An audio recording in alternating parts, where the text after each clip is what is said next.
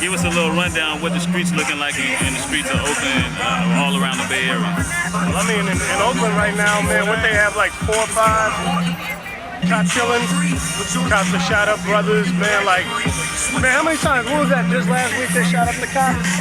The cop shot up somebody in Oakland? Oh, they got out of town, yeah. They've been doing it a lot up there, man, the police. They shot a dude, then they killed the dude. They killed 3 people this year in Oakland, the police, just put it that way. They killed 3 people in about a shot 7, I love that. And how the community been responding to that? Well, I mean, the community's in disarray in the sense that you got people that worried because we've been killing each other, and so that's part of the issue. On the other side too, you got a lot of gentrification in all these areas, so there's a stronger police presence, and things that they normally wouldn't be tripping off of, they tripping off. Like you're driving around with expired tags, they're really making a big deal out of it. Cats ain't just lying down taking it. I mean, there's always a response, but whether or not your response is something you can have serious effect, I mean, that remains to be seen, you know. I think part of the situation was this. When Mayor Dellums got in, people thought that Mayor Dellums was going to bring back the black nation, and he really didn't. And what the police did with their contract being renewed, what they did was 2 things. First thing they did was they started slowing down the crime rate. Well, not slowing down, but they started allowing shit to go on in certain neighborhoods. So all of a sudden you started getting these activists and white people getting stuck up to the point that they were like, man, we need more police. Because, you know, cats has been running in, sticking up entire stores, robbing the customers, all that. I think one of the state legislatures got carjacked. So the end result was Mayor Dellums, who said he wasn't going to support the police, came out and said he wanted to hire more police. So you got that going on. Then the other thing you got popping off is you got this other situation where I just lost my train of thought, but the main thing is that we haven't been politically organized to kind of stop that. And I think, you know, folks feeling like they're gonna run out there and start shooting up the cops and all that just doesn't happen. Hasn't happened, I don't see it happening.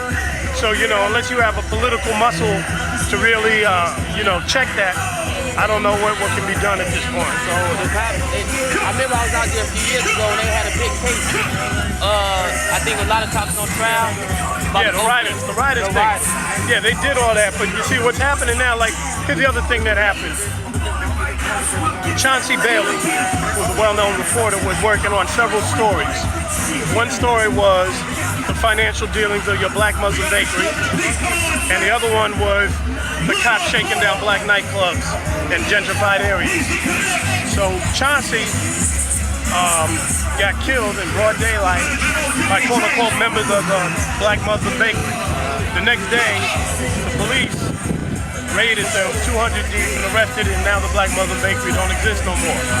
But the backstory to that is that 2 or 3 years ago, the black Muslim bakery beat up Oakland PD not once but twice.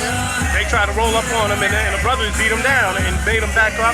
I think the second time they came back there with more troops, and they was like, yo, we'll die tonight in the name of Allah, and they beat them down again. So when you beat the police, you can't tell me that your organization ain't gonna be infiltrated. So let's just go by the theory that they did do it. You mean to tell me you have a man on the inside, he don't know that there's going to be a hit on a mainstream, popular newspaper reporter? That was like the police going, let's kill 2 birds with 1 stone. Yeah. We get rid of Chauncey exposing us, and then we have an excuse to dismantle the black Muslim bakery, which they did.